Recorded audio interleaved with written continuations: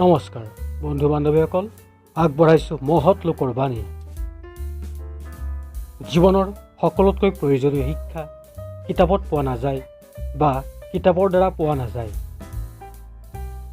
কঠিন পৰিস্থিতি আহিলেও পিছলি পৰিব নালাগে আৰু ভাল পৰিস্থিতি আহিলেও জঁপিয়াব নালাগে।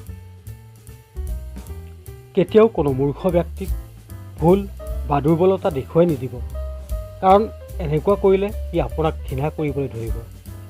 কিন্তু বুজি পোৱা ব্যক্তিক ভুল বা দুৰ্বলতা আপুনি উলিয়াই দিলে বা দেখাই দিলে ই আপোনাক ঘৃণাৰ সলনি ধন্যবাদ দিব।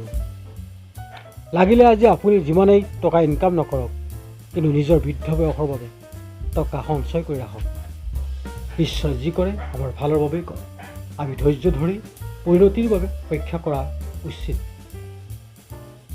ধন্যবাদ।